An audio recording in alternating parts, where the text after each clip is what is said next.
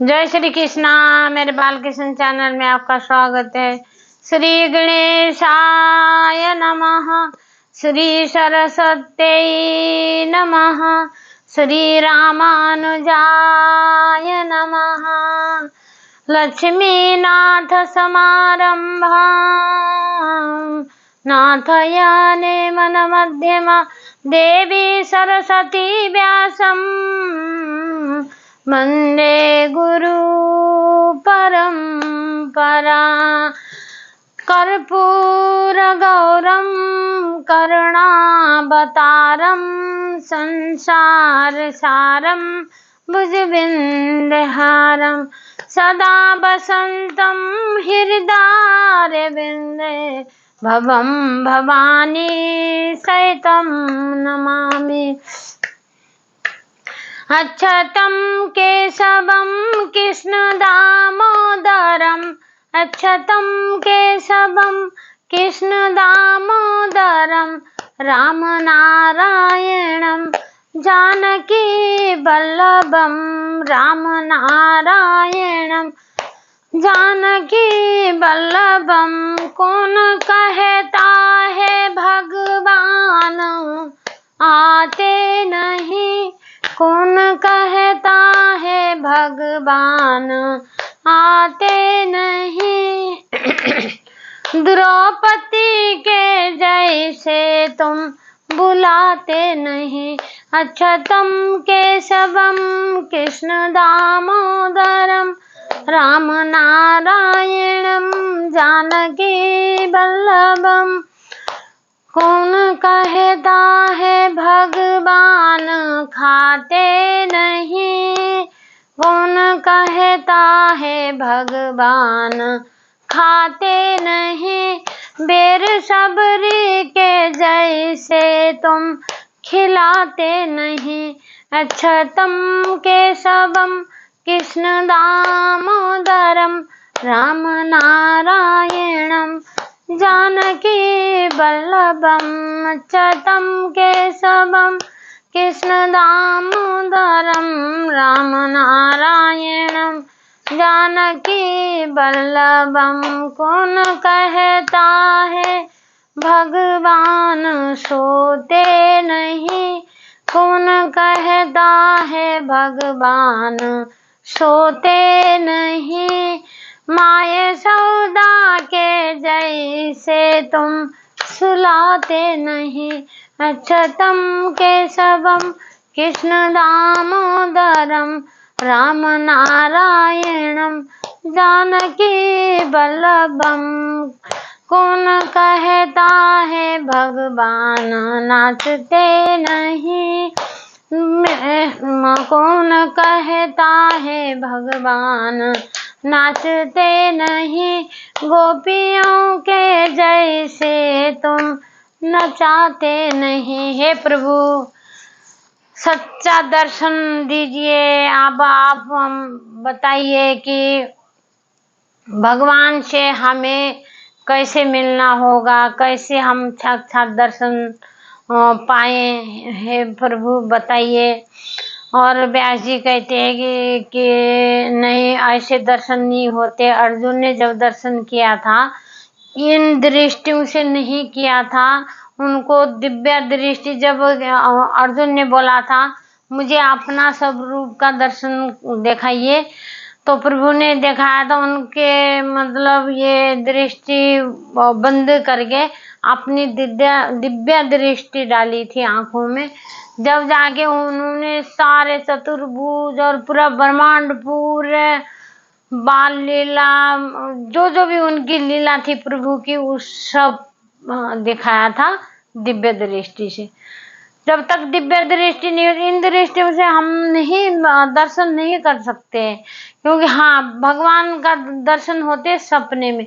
सपने में भी जिसको दर्शन हो गया भगवान से, हर कोई एक बारी भगवान से मिल चुके ऐसे है कि सपने में दर्शन दे दिया। जैसे आप ठाकुर सेवा करते हैं, ठाकुर सेवा करने में, और आप कोई चीज ऐसी होती है कि ठाकुर जी के बातों को और गीता में जो बताया है उसको फॉलो करो, उसको अपनी जिंदगी में उतारो। उतारो का मतलब दवाई, वो दवाई देते हैं। जैसे भागवत जो है, कथा जो है, कथा हम सुनते हैं, वो दवाई है। और परहेज हमें करना है। परहेज जो करते, जैसे डॉक्टर ने दवाई दे दिया जी हमें लूज मोशन हो रहे हैं या हमें बुखार हो रहा है, तो उन्होंने दवाई दे दिया, दवाई दे दिया, और दवाई खाने से कुछ नहीं होगा।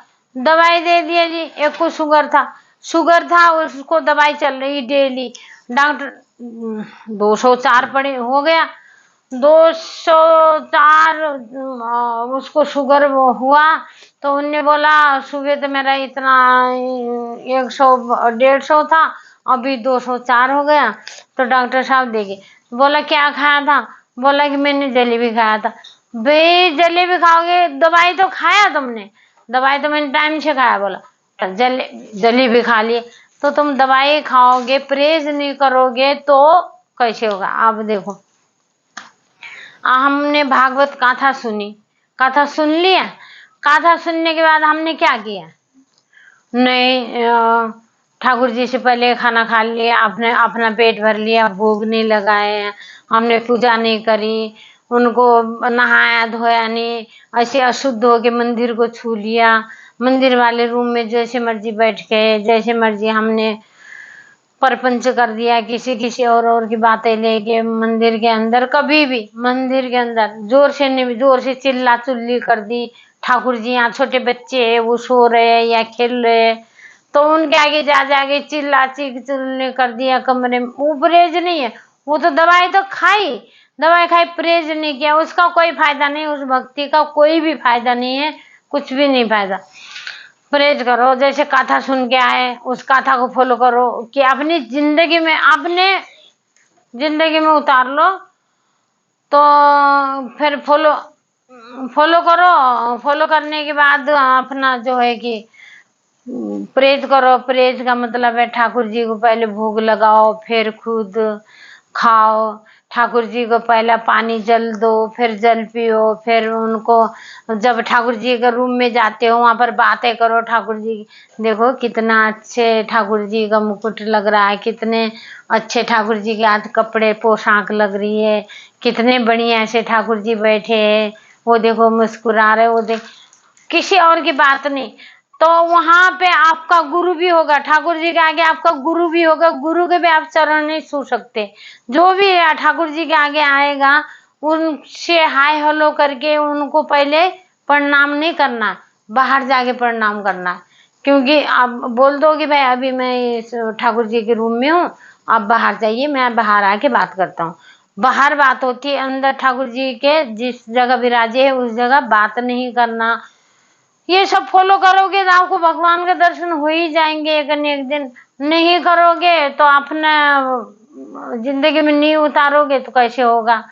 तो फिर इसीलिए नारद जी कहते हैं, नारद जी को भी दर्शन पहले नहीं होते थे उस जन्म में, जब दासी पुत्र थे, दासी पुत्र से फिर वो ब्रह्मा पुत्र हो गए, तो नारायण का उनको बीड़ा मिला, बीड़ा वही बीड़ा बजाते। उन्होंने किनको, प्रहलाद जी को उन्होंने उनकी तपस्या में गए थे, जब हिरण्यकश्यप जब गए थे तपस्या करने गए थे, वो तपस्या करने गए थे, तो उनकी माँ थी, माँ को उठा के इंद्रदेव लेके चले गए। कयादू था उनकी माँ का नाम, प्रहलाद की माँ का नाम कयादू था।